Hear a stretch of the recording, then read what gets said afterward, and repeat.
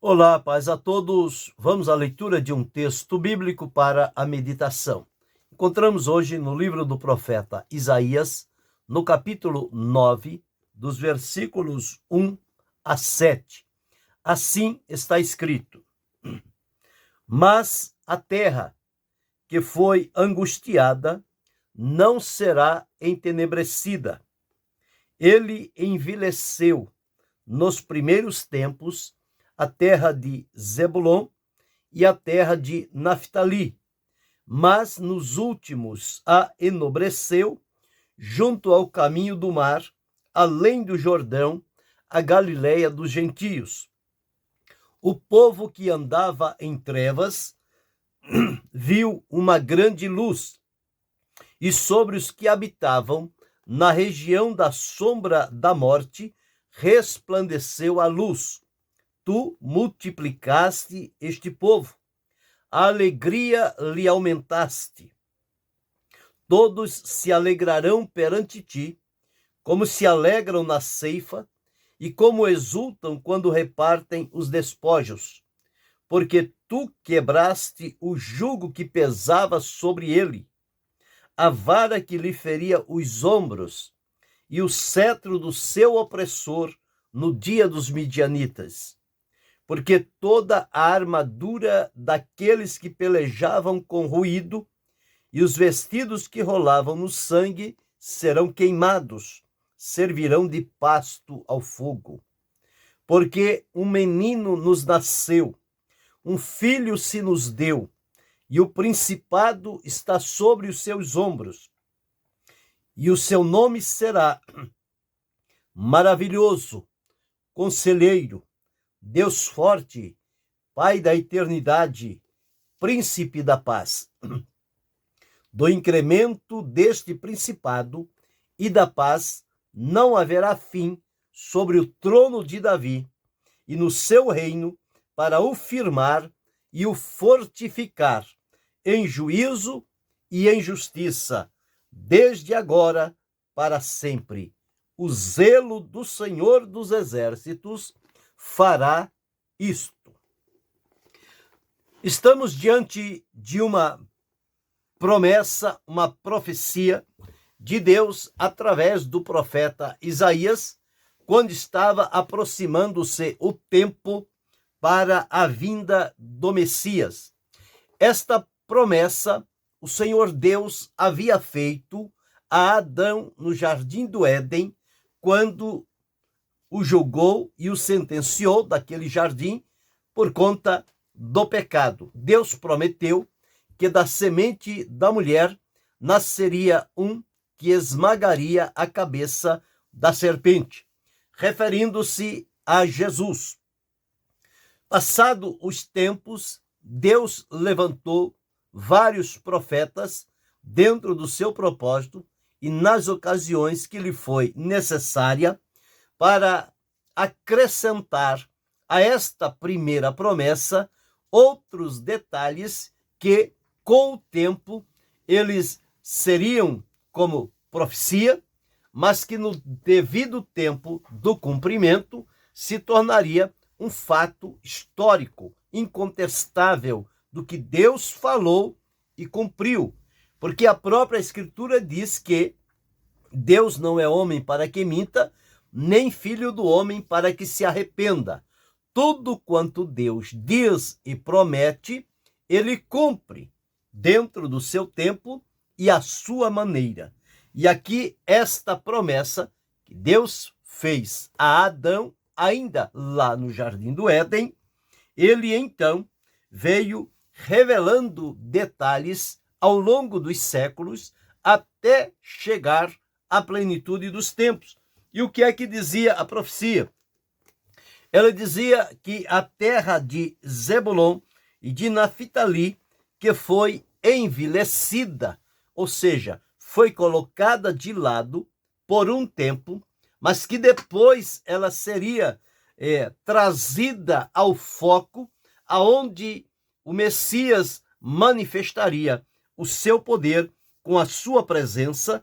Esta terra que chama a Galileia dos gentios, Isso estava previsto na profecia de Isaías, que quando o Messias viesse, ele iria encontrar um povo em trevas, em região e sombra da morte, um povo oprimido, debaixo de um jugo pesado e vivendo toda sorte de sofrimento, mas que através da promessa feita por Deus, este povo seria alcançado quando da realização do ministério do Messias.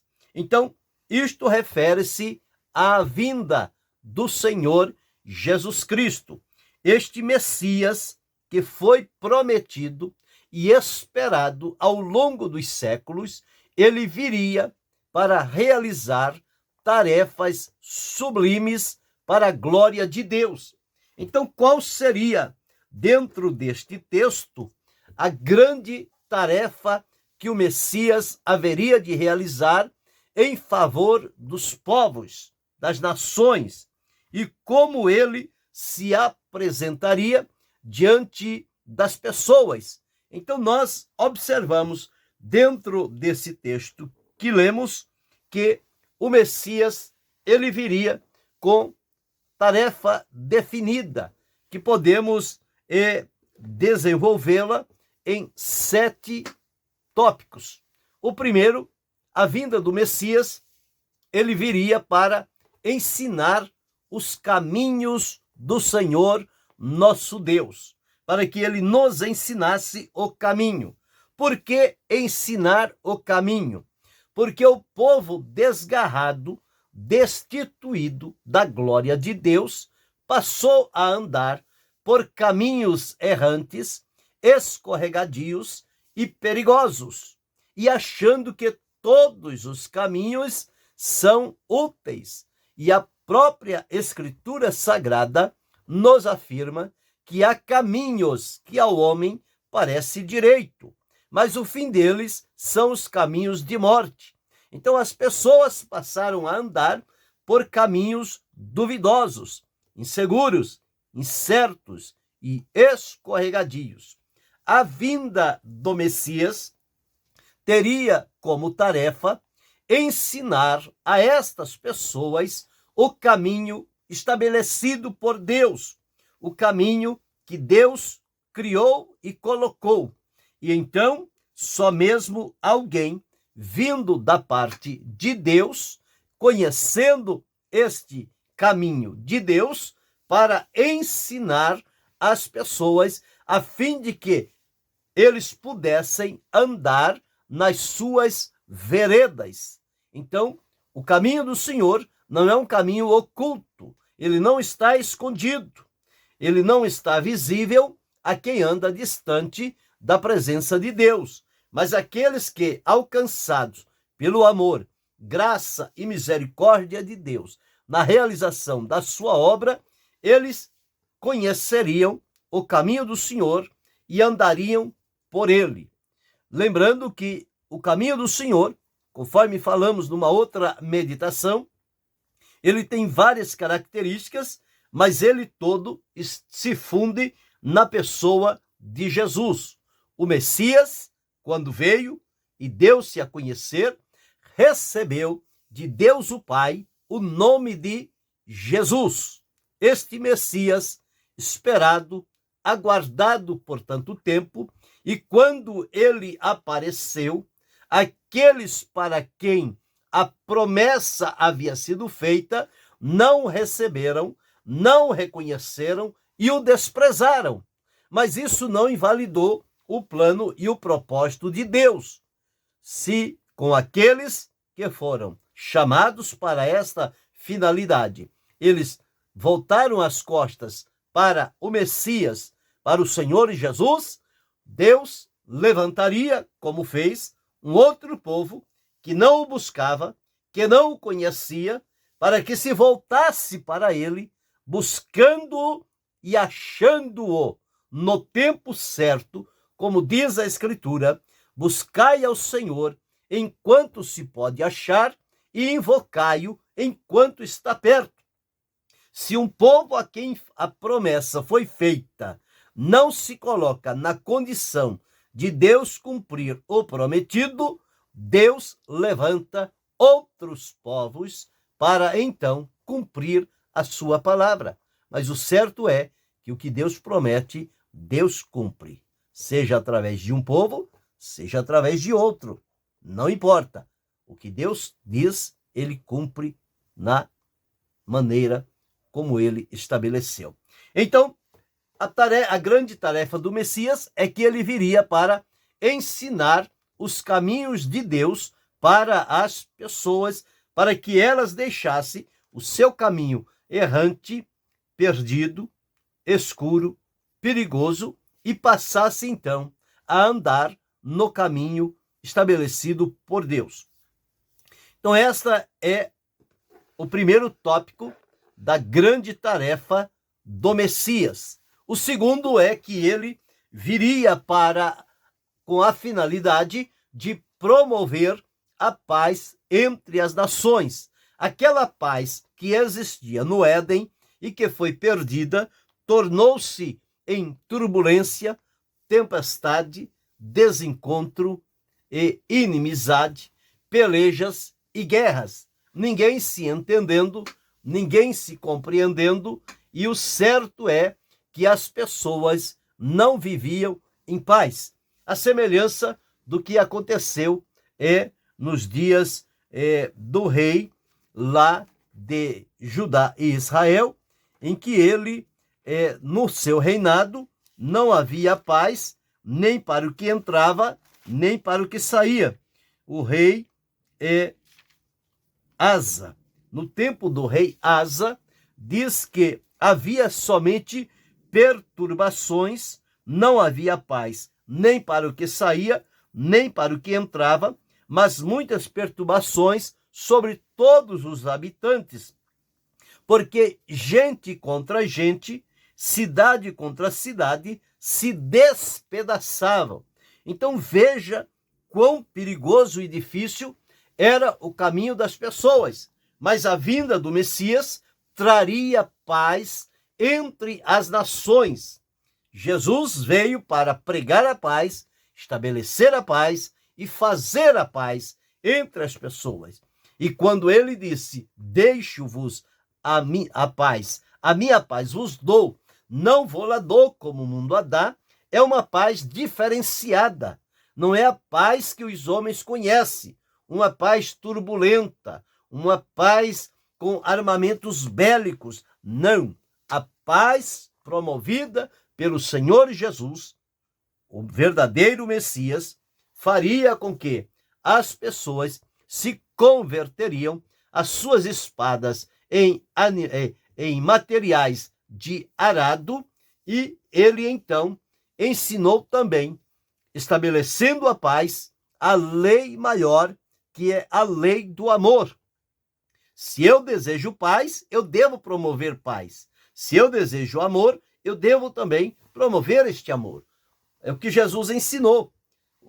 Tudo o que vós quereis que os homens os façam, fazei-lhe vós também. E o Messias veio com esta tarefa de demonstrar, através da sua vida, esta maneira de viver em paz e demonstrando e manifestando o amor que dominava o seu coração. Então, conforme temos visto, a grande tarefa do Messias seria que ele viria para ensinar os caminhos de Deus. Segundo, promover a paz entre as nações. Terceiro, difundir a luz dos corações. Como eu estava dizendo, aqui quando o Senhor Jesus esteve lá por Zabulon e Naftali, a Escritura afirma que o povo que estava assentado em trevas viu uma grande luz, e aos que estavam assentados na região e sombra da morte, a luz raiou. Então, quem segue a Jesus, o Messias, ele próprio disse, eu sou a luz do mundo. Quem me segue não andará em trevas, mas terá a luz da vida.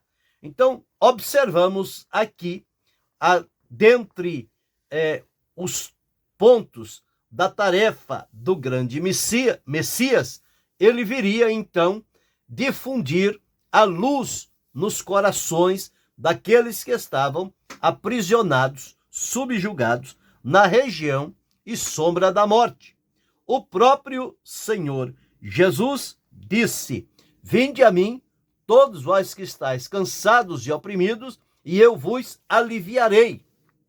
Do que é que Jesus iria aliviar este povo? Do sofrimento, da escravidão, da amargura, do desprezo e da opressão que eles estavam sofrendo. E ofereceu a eles, em substituição, aquele jugo pesado e cruel, o seu jugo leve e suave, para que as pessoas, então, através do Messias, pudessem experimentar desta grande obra realizada pelo Senhor. Mas o quarto tópico que nós encontramos é que ele iria trazer alegria ao coração deste povo. Tu multiplicaste a este povo, a alegria lhe aumentaste. Todos se alegrarão perante ti, como se alegram na ceifa e como exultam quando repartem os despojos. Então, a tarefa do Messias também compreendia trazer alegria ao coração do povo, visto que eles estavam tristes, em trevas, perdidos, errantes, subjugados e, portanto, sem alegria. A tristeza dominava aquele coração. Mas quando o Senhor vem trazer para eles a alegria que tanta falta fazia na vida deles, o Senhor Jesus, ele é aquele que transforma a tristeza em alegria. E ao transformá-la, a tristeza em alegria, ele também suscita no coração destas pessoas a gratidão do coração delas, porque entenderam que lhes foi feito algo que ninguém poderia fazer, só mesmo o próprio Deus, através de Jesus Cristo, o Messias prometido e esperado para realizar esta tarefa tão sublime e despertar no povo a glorificação ao Deus que preocupa-se e cuida deste povo.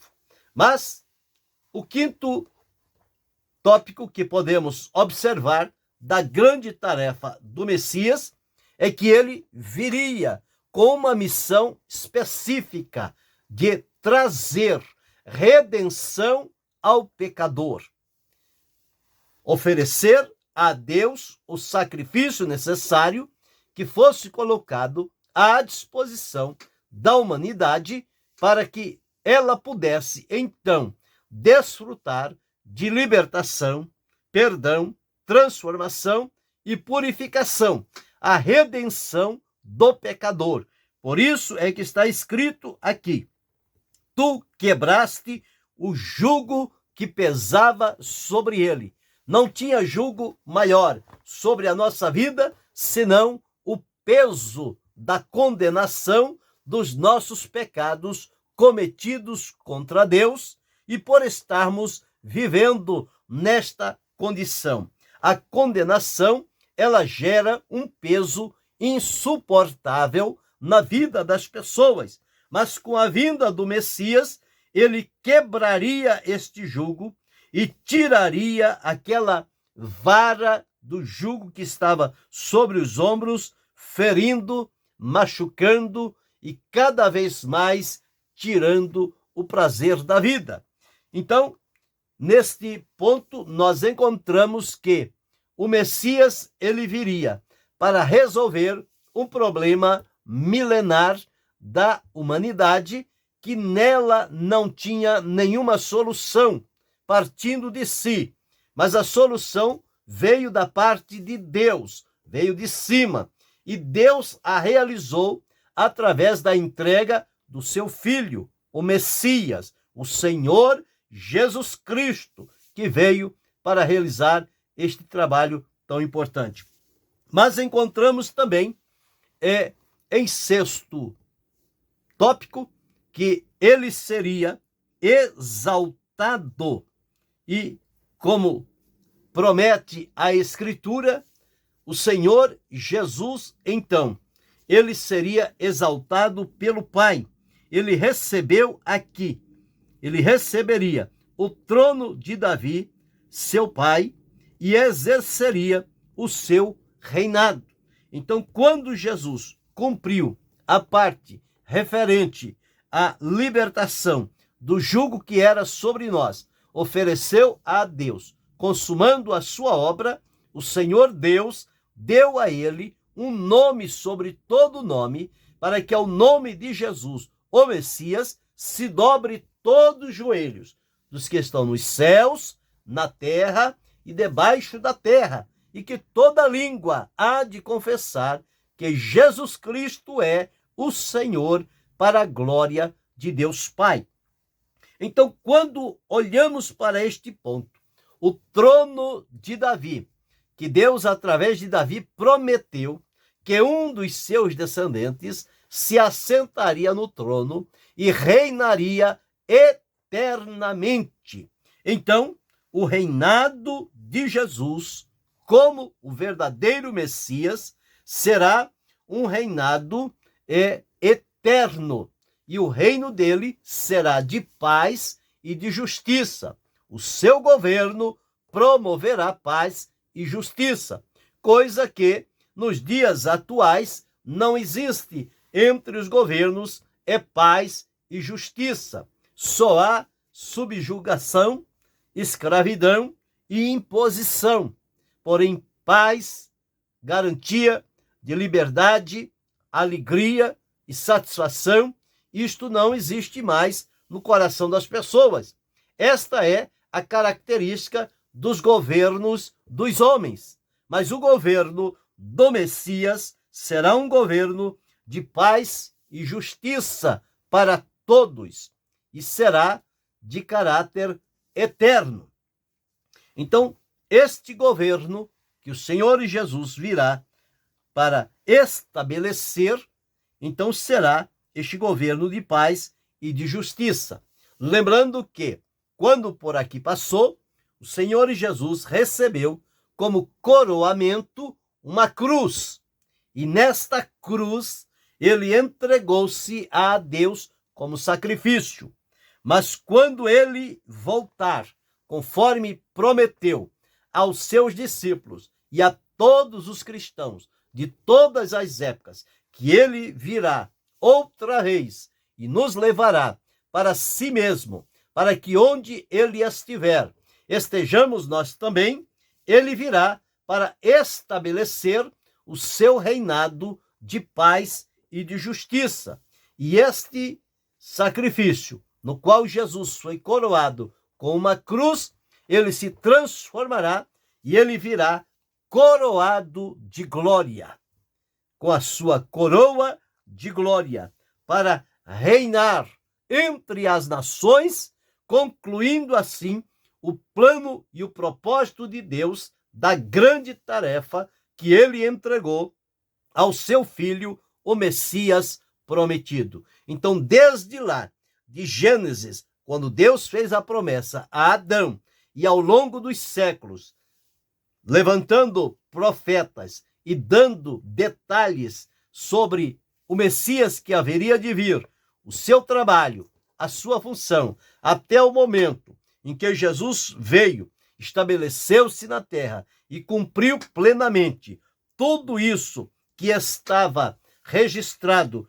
concernente à vinda e ao poder do Messias, nós vemos que estas palavras de Deus, elas se cumpriram de maneira literal. Então, nós encontramos aqui, observando que a grande tarefa do Messias era tornar Deus conhecido diante das pessoas. E isto ele faria de 7 maneiras, ou com 7 variáveis que podemos observar. Ele viria, primeiro, para ensinar os caminhos de Deus. Segundo, promover a paz entre as nações. Terceiro, difundir a luz nos corações. Quarto, conferir alegria à alma aflita. Quinto, dar a redenção ao pecador. Sexto, ele seria exaltado pelos verdadeiros crentes a tributar glória e louvor a Deus. E sétimo, ele estabeleceria o seu reinado de paz e justiça eternamente. Então, isto tudo cumpriu-se na pessoa maravilhosa do Senhor Jesus Cristo. O que nós podemos agora fazer é desfrutar de toda esta riqueza da bênção de Deus dentro da promessa do advento e do poder do Messias, a grande tarefa que lhe foi conferida e que ele, com alegria e obediência, cumpriu diante de Deus e diante dos homens. E isso torna-se para nós agora fatos incontestáveis, que não podem ser alterados e nem modificados. Eles foram cumpridos por Jesus e na vida de Jesus, faltando-nos agora somente o seu reinado, que logo, logo está por acontecer. Então ele veio como Messias prometido para este mundo. Veio para realizar o propósito de Deus. O realizou da melhor maneira que estava diante dele. Cumpriu e ofereceu a Deus e aprovado por Deus. Então tudo está concluído. Deus coloca agora à disposição de toda a humanidade. Que nós possamos glorificar a Deus em gratidão por ele ter enviado o Messias, o seu Filho amado, o Senhor Jesus Cristo, que nos alcançou, nos chamou, nos salvou, libertou e tem nos conduzido em segurança diante da presença de Deus, com promessas para a eternidade. Então glorifiquemos ao Senhor em todo o tempo, celebremos a sua justiça, a sua verdade, o seu amor e o seu poder, e que possamos render-lhe ações de graças por tudo que ele é e faz, e pelo benefício que a nossa vida recebe em função da obra que foi realizada, a grande tarefa do Messias, que alcançou a cada um de nós e continuará alcançando vidas até o fim dos séculos. Que possamos glorificá-lo, bendizendo no poderoso e santo nome de Jesus. Que Deus continue nos abençoando a cada dia através do Senhor Jesus Cristo. Amém.